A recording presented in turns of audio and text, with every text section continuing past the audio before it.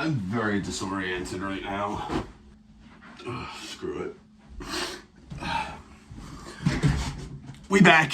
Welcome back to another edition of DG's War Room. Today we're going to be doing another player breakdown, and that player will be Parker Washington's game versus Ohio State this past season. Just two quick notes before we get started. One, his game versus Ohio State was his best game of the year, but you guys know I like doing high-value opponents when I'm doing player breakdowns. So Ohio State and Michigan were the two best teams he played, but I'll give him the benefit of the doubt and review the Ohio State tape. Second note being that Penn State had a very good ground attack this year. They had two very talented young running backs, and I don't think Sean Clifford is all that good. So the fact that Parker was able to shine in a couple games this year really speaks to the caliber of player that he is. Penn State's offense is also kind of weird. It's not very vertical. They like running a lot of RPOs and like bubble screens behind the line of scrimmage. So it's really up to Washington to make his own big plays. And that's exactly what we get with this first highlight. That's why people love Parker Washington, right? His yards after the catch ability. This really is a pretty simple play. It's just a slant route. He runs straight into two Ohio State defenders, catches them sleeping, sheds both the tackles, and takes this one to the house. Great balance, great physicality, chunk play for Penn State in a big game.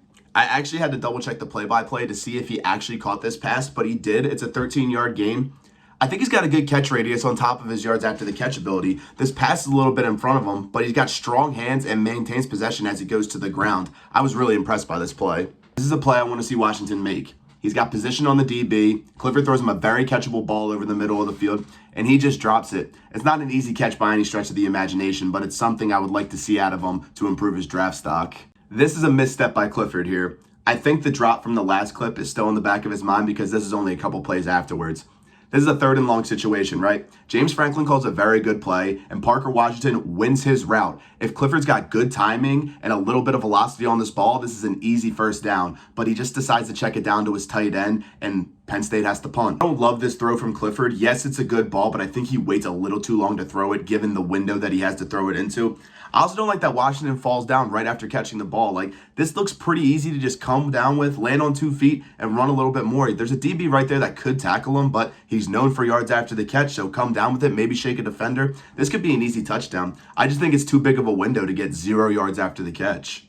This is his best highlight. I like this play a lot. This is a fake bubble screen that Clifford actually should have thrown after he saw how the defense reacted. But he says, screw it, I'm going to give Parker a chance to make a play. Throws him a 50-50 ball, and Washington does a phenomenal job of creating late separation. He also has great concentration to come down with this ball. Diving while making a catch with a DB right there. I love it. Great stuff. I really don't think Parker has what it takes to be an alpha in the NFL, but I think if you need someone who operates out of the slot or someone to complement a really dominant wide receiver one, I think a guy like Washington is someone you should go after. And I feel that way about a lot of wide receivers in this class. Like, I think JSN could be an alpha number one. Jordan Addison's a huge question mark right now, and I liked him a lot in college, but I just don't know what to make of him right now. Quentin Johnston could be good, but I think you need a very specific offense for him to operate within. And then you look at guys like Jalen Hyatt and Zay Flowers, who in my opinion are top 5 wide receivers in this class, but I just don't think they have the skill set to be the do-it-all number 1 wide receiver. I think they could both complement wide receiver ones very well and maybe eventually get to that level, but coming into the league, I think they're going to need a lot of help.